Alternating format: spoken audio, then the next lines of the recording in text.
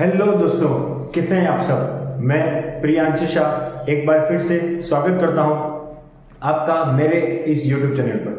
तो जैसा कि दोस्तों आज का हमारा टॉपिक है, एक और नेमिंग रिएक्शन लेकर आया हूं। इसके पहले मैं एक एल्डोल कंडेंसेशन की भी नेमिंग रिएक्शन और क्रियाविधि आपको समझा चुका हूं। तो चलिए आज हम देखते हैं एक नई रिएक्शन जिसका नाम है पर्किन रिएक्शन। तो जैसा कि एल्डोल में था वैसा ही यहाँ पर है कि आपको डायरेक्ट क्वेश्चन दे सकता है कि पर्किन रिएक्शन की क्रियाविधि को समझाइए, या फिर आपको ऐसा क्वेश्चन मार्क के रूप में भी दे सकता है जो केमिस्ट्री में अधिकतर यही क्वेश्चन आपके पूछे जाते हैं। एरोमेटिक एल्डिहाइड जिसको हम बेंज एल्डिहाइड कहते हैं, उसकी रिएक्शन जब हम एसिडिक एनहाइड्राइड के साथ सोडियम एसिटेट क्षार जिसको हम बेंज बोलते हैं या पानी की उपस्थिति में कराते हैं तो एक कंपाउंड बनता है और इस पूरी अभिक्रिया को हम पर्किन रिएक्शन के नाम से जानते हैं। तो जिसकी जो लैंग्वेज है वो हमें आपको डिस्क्रिप्शन में दे दिया जाएगा। तो चलिए हम इसकी मैकेनिज्म स्टार्ट करते हैं। तो हम स्टार्ट करते हैं फर्स्ट स्टेप में। तो सबसे पहले आपने देखा होगा कि बेंज एल्डिहाइड, ये जो बेंज एल्डिहाइड है इसके पास अल्फा हाइड्रोजन उपस्थित नहीं होता। हम एल्डोल कंडेंसेशन में अच्छे से देख चुके हैं कि अल्फा हाइड्रोजन क्या कहलाते हैं, किस कंपाउंड को हम अल्फा हाइड्रोजन के नाम से जानते हैं। तो चलिए आगे चलते हैं आगे के लिए।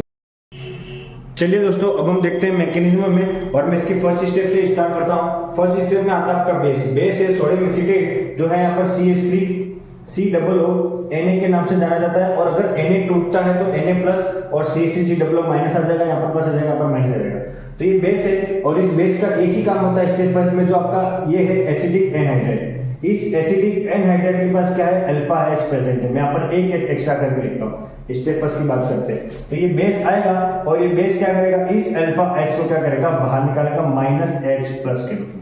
तो दोस्तों प्लस गया तो क्या देगी, क्या माइनस, यहाँ पर आ जाएगा CH3C डबल बॉन्ड O, यहाँ पर भी O, C double bond O, और इस CH2 के ऊपर क्या आ जाएगा आपका माइनस।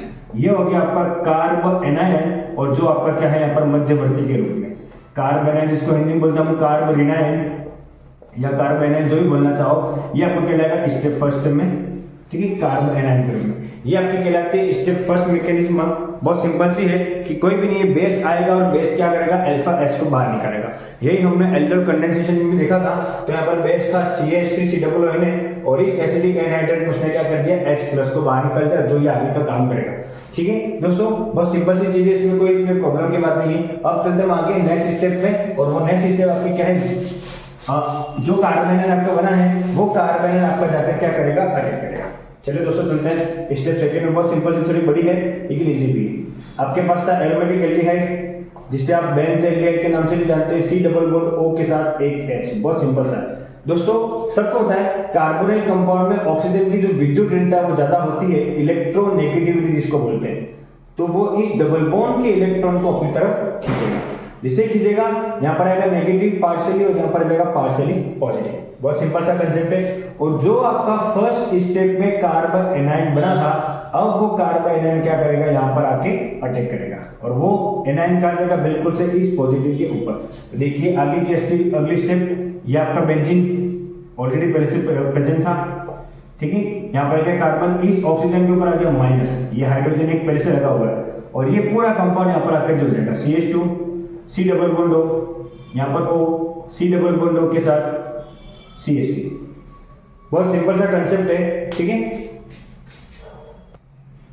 ठीक है दोस्तों, बहुत सिंपल सा कंसेप्ट है और उस ऑक्सीजन के ऊपर आ जाएगा माइनस। तो चलिए दोस्तों आगे चलते हैं। आगे स्टेप में जो आपने फर्स्ट स्टेप में H प्लस बाहर निकाला था, हमने कार्बन बनाया था, वही H प्लस क्या करेगा, अब यहाँ पर आकर जुड़ जाएगा। बहुत सिंपल सा कंसेप्ट है, कोई भी नहीं है।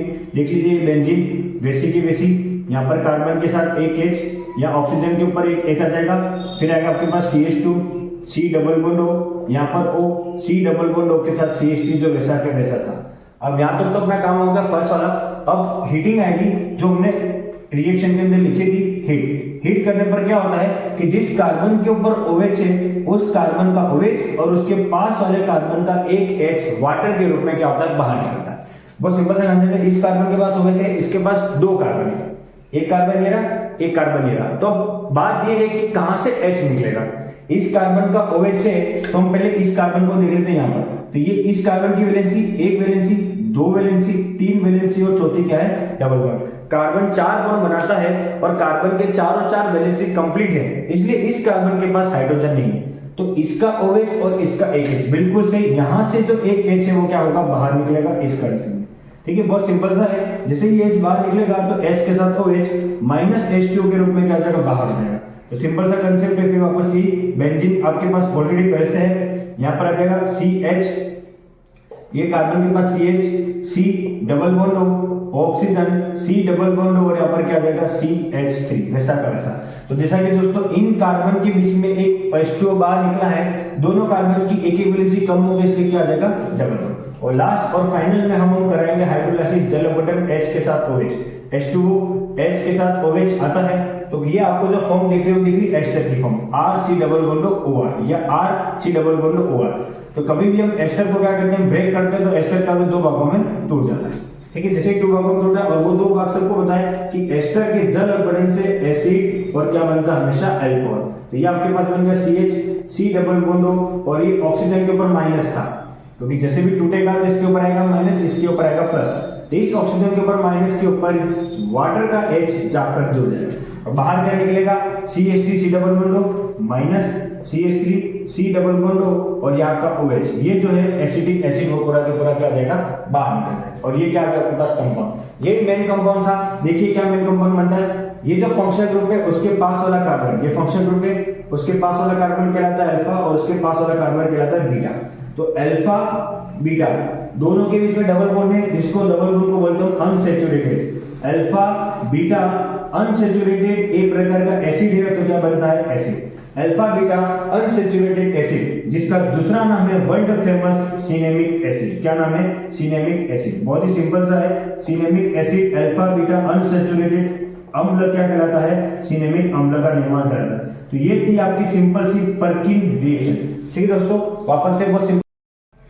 ठीक है दोस्तों, तो यहाँ पे हमारा बन गया सिनेमिक एसिड और ये बहुत ही सिंपल सी रिएक्शन है, पर्किन रिएक्शन, बहुत ही इंपॉर्टेंट है। तो आप इसको देखते रहिएगा और कुछ समझ में नहीं आए या किसी और रिएक्शन की भी आपको जरूरत हो तो आप मुझे नीचे कमेंट बॉक्स में बता सकते हैं। मैं जल्द से जल्द उसका वीडियो बनाकर आपके पास पहुंचाने की कोशिश करूंगा।